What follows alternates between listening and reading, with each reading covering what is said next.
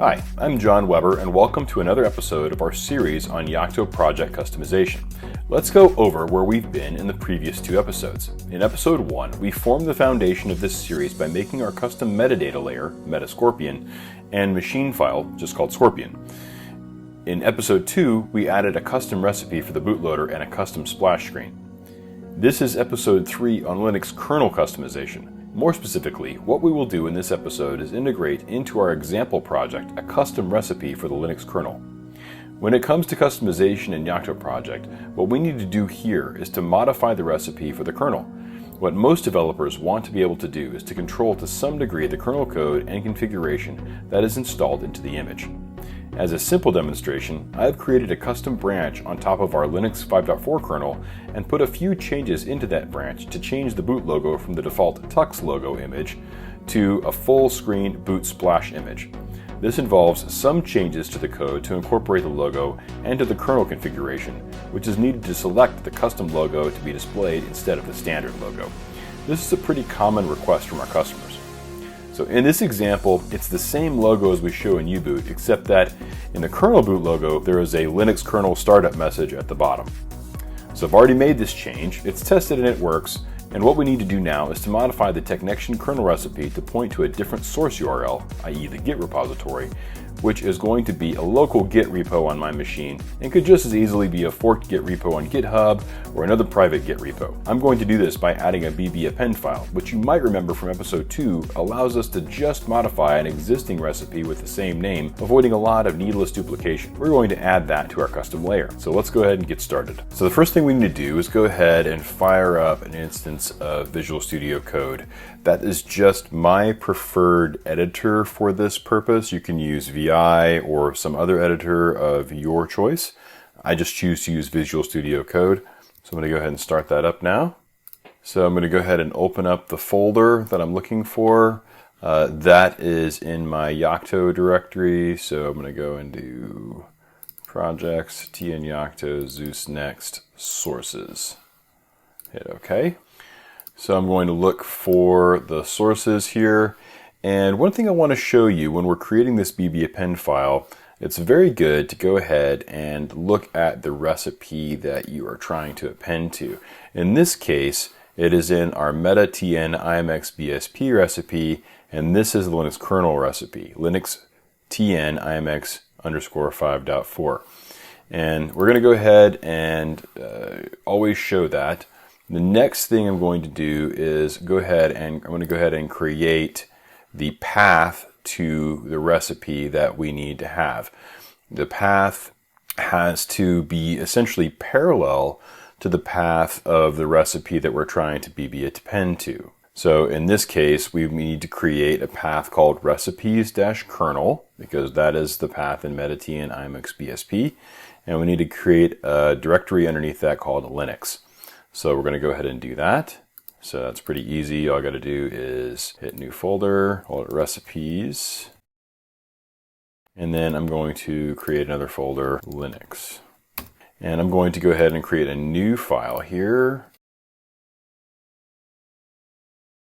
What this %sign does is it's a wildcard character that tells BitBake to apply this bb append file to any version of the Linux tn imx recipe.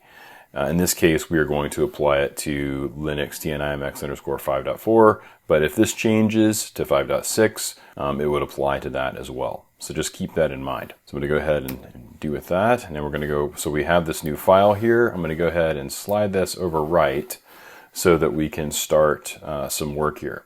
The first thing that we're going to do is we're going to go ahead and add in our file's extra paths. So what this does is it tells the recipe that it should prepend to the search path a directory called PN, which is the package name, and it's in this dir. So it's a good thing to add that to a recipe in case you need to add files when the recipe is being processed. So to this, we're going to do a few things. We need to change the kernel source URL. We need to change the branch, and we need to change the rev. So we need to change the kernel source So this is the kernel source. So we're going to go ahead and paste that. Kernel source is going to be my local Git repository equal to that's just the path to my local repository here. Kernel branch. That is going to be a new branch that I've created. And I'm going to change the source rev to being auto rev. Normally you would have that be a hash. Like for example, in this recipe, source rev is a particular commit hash within the branch. But in this case, since we are in development, we want to set that to auto rev, which will pick the tip of the branch. In this case, it'll pick the tip of the Scorpion kernel test branch. So I'm going to set this. So that should be good. So we should be able to go ahead and save that file, which I just did that with just Control S. And I think we should be able to go ahead and start building. So I'm going to go ahead and close out code. And we're going to go ahead and fire up BitBake. So the next thing we're going to do is going to go ahead and cd to my directory. So set up the environment, build-x Wayland. The first thing that we want to do after we go through the process of changing a recipe like this is we're going to go ahead and clean everything out. So when we clean this out, all we need to do is run bitbake virtual/kernel-c clean state. And this not only cleans out everything that's in the temp directory, it also cleans out the shared state related to this particular recipe. Okay, so we've cleaned out the shared state. Another good reason to do this is to make sure that you are starting from a known good baseline state, which means that when you go through the process of rebuilding the image, you're going to be fetching the kernel from your Git repository instead of the default Git repository, and that there are no other build artifacts that could potentially be getting in the way and messing up your build. So now we're going to go ahead and bitbake the image. So bitbake imx-image-core. And if I've done everything right, this thing should go ahead and proceed.